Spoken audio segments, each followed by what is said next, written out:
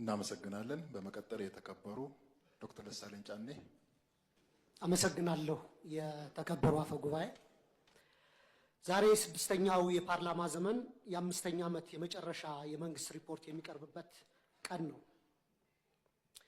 ላለፉት 5 ዓመታት ገዢው ፓርቲ የሚያጸድቃቸውን ህጎችና ፖሊሲዎች በጭፍን ሳልደግፍና በጭፍን ሳልቃወም ህዝባችን የሚገረፍበትን አለንጋ እያየሁ ድምፄን ሳላጠፋ የመንግስት አሰራሮችን ያለማወላወል ስተች እንዲሁም ለሀገሬ ይጠቅማል ያልኩትን ሀሳብ ሰነዝር ቆይቻለሁ።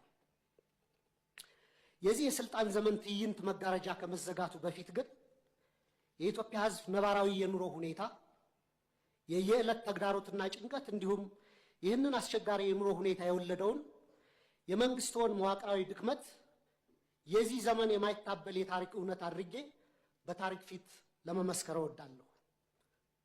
ይህንንም ለማድረግ ማጠቃለያ አስተያየቴና ጥያቄ እንደሚከተለው አቀርባለሁ። 1. የ5 ዓመቱ የኢትዮጵያውያን ተግዳሮቶች። ክቡር ጠቅላይ ሚኒስትር፣ ላለፉት 5 ዓመታት የኢትዮጵያ ህዝብ የከፈለው ዋጋ እጅግ የበዛና ከባድ ነው። እርስዎ ስልጣን ላይ ሲቀመጡ የገቡት የሰላምና የብልጽግና ቃል ኪዳን ነበር። በተግባር ግን ያየነው ተገላቢጦሹን ነው። የሰሜን ኢትዮጵያ ጦርነት ያስከተለው አስከፊ ሰብአዊ ውድመትና ጠባሳ ሳይሽር ዛሬም በአማራ፣ በኦሮሚያ፣ በጋምቤላ፣ በቤንሻንጉል ጉሙዝና በሌሎችም አካባቢዎች የሚታዩት ቀጣይነት ያላቸው ግጭቶችና ጦርነቶች፣ ብሔርና ሃይማኖት ተኮር ጥቃቶች፣ እገታዎችና አለመረጋጋቶች የዜጎችን የመኖር መብት ነፍገዋል። በቅርቡም ከትግራይና ከኤርትራ ኃይሎች ጋር የሌላ ጦርነት ስጋት አሳሳቢ ደረጃ ላይ ደርሷል። በፖለቲካው መስክም የፖለቲካ ምህዳሩ መጥበብ፣ የሀገራዊ ተቃርኖች መስፋት ወይም ፖለቲካል ፖላራይዜሽን፣ የነጻ ሲቪል ማህበራት መኮስመን፣ በጋዜጠኞችና በሚዲያዎች ላይ እገዳዎችና እክሎች ዜጎች አማራጭ ድምፅ እንዳሰሙ አፍነዋቸዋል። በርካታ የፖለቲካ እስረኞችም ህገ መንግስታዊ የፍትህ ዋስትና ተነፍገው ይገኛሉ። ይህ አጠቃላይ የሰላም የጸጥታና የፖለቲካ ውድቀት የፓርቲው የተሳሳተ ፖለቲካዊ ፍልስፍናና ብሔራዊ አንድነትን በተግባር ማምጣት ያቃተው የመደመር ትረካ መዋቅራዊ ስብራት ውጤት ነው።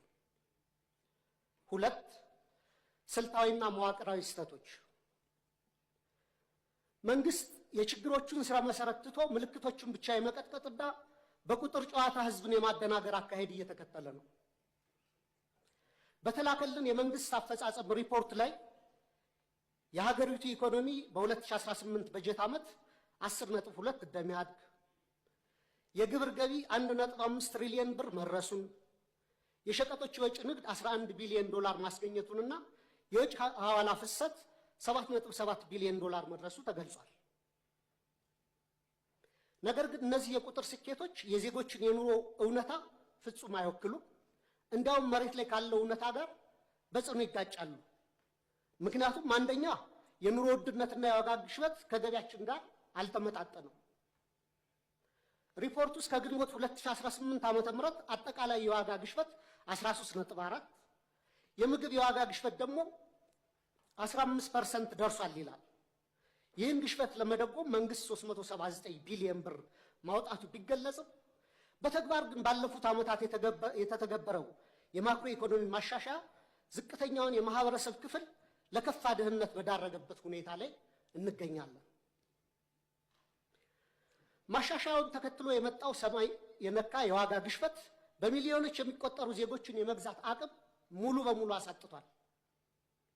ይህንንም ተከትሎ ቋሚ ደሞዝ የሚከፈላቸው የመንግስትና የግል ድርጅቶች ሰራተኞች፣ ዝቅተኛ ገቢ ያላቸው የከተማ ነዋሪዎች፣ አነስተኛ ነጋዴዎች፣ አነስተኛ ይዞታ ያላቸው አርሶ አደሮችና አርብቶ አደሮች ወገኖቻችን በስውር ረሃብ ውስጥ ወድቀዋል። የቤት ኪራይ ከአብዛኛው ዜጎቻችን ወርሃዊ ገቢ በላይ ሆኗል። በአሁኑ ወቅት በሀገራችን መካከለኛ የሚባል የህብረተሰብ መደብ ጠፍቶ ጥቂት እጅግ የበለጸጉና አብዛኛው በድህነት የሚማቀቅ 2 መደቦች ሆነዋል። ሌላው የተደበቀ የሀገር ውስጥ ዕዳ መኖሩ። በሪፖርቱ መረጃ መንግስት በበጀት ዓመቱ 1.13 ትሪሊዮን ብር ብድር መልቀቁንና 91% የሚሆነውም ለግሉ ዘርፍ የተሰጠ ነው ይላል። ክቡራን የብሔራዊ ባንክ ገዥና የፋይናንስ ሚኒስትርን በተደጋጋሚ ላለፉት ዓመታት መንግስት አንድም ሳንቲም የንግድ ብድር ኮመርሻል ሎን አልተበደረም እያሉ ይናገራሉ። ይህ የውጭ ንግድ ብድርን ብቻ ነጥሎ በማየት እውነታውን የማደብዘዝ አካሄድ ነው። መንግስቶ በግምጃ ቤት ሰነድ እና በሀገር ውስጥ የዕዳ ዋስትናዎች አማካኝነት ከሀገር ውስጥ ባንኮችና ተቋማት በቢሊዮኖች የሚቆጠር ብር እየተበደረ መሆኑንና ይህም የሀገር ውስጥ የዕዳ ሸክምን በከፍተኛ ደረጃ እንዳናረው እና የግሉን ዘርፍ ብድር እንዳጣበበው ለምን ተደበቀ? በየጊዜው በዚሁ ፓርላማ የምናጸድቃቸው በቢሊዮኖች ዶላሮች የሚቆጠሩ የእርዳታ ብድሮች ኮንሴሽናል ሎንስ ለምን በሪፖርቱ አይካተቱ? የዕዳው ምንጭና አይነት መለወጡ ዕዳው መኖሩን ያስቀራል ወይ? ሪፖርቱ አሁንም ድረስ ከግል ዩሮ ቦንድ ባለቤቶች ጋር ያለው ድርድር ስላልተቋጨ ሀገሪቱ በከፍተኛ የዕዳ ቀውስ ውስጥ ያለች ወይም ዴት ዲስትረስ መሆኗንም ይሸሽጋል። በእርግጥ ይህን ጥያቄ ካስገባሁት በኋላ አዲስ ዴቨሎፕመንት እንዳለ በሚዲያዎች ተገልጿል። ሌላው የትምህርትና የማህበራዊ ዘርፍ መውደቅ አለ። በሪፖርቱ ላይ 26 ቢሊዮን ተማሪዎች መመዝገባቸው በስፋት ቢወራም የ12ኛ ክፍል ማጠናቀቂያ ፈተና ከወሰዱ ተማሪዎች መካከል 50% እና ከዛ በላይ ማምጣት የቻሉት 8.7% ወይም 50 ሺህ ተማሪዎች ብቻ ናቸው። ይህም የመንግስትን የትምህርት ጥራት መዋቅራዊ ኪሳራ የሚያሳይ ነው። ክቡር ጠቅላይ ሚኒስትር 8.7% የማለፍ ምጣኔ በየትኛውም ዓለም ታይቶ የማይታወቅ ወይም 92% የመውደቅ ምጣኔ ከፍተኛ የትውልድ ብክነት ወይም ጀነሬሽናል ካታስትሮፊ ነው። እኔ የህይወቴን ግማሽ ጊዜ በማስተማር ነው ያሳለፉት በተለያዩ ደረጃዎችና ኮመንሊ የሚባል አባባል አለ። መምህሩ ፈተና አውጥቶ ተማሪዎችን ማሳለፍ ካልቻለና ከወደቁ የወደቀው መምህሩ ነው የሚል ኮመን አባባል አለ በእኛ በአስተማሪዎች ዘንድና ይህን ያክል 92% የመውደቅ ምጣኔ ካለ እኔ ወድቋል ብዬ የማስበው ትምህርት ሚኒስቴር ነው።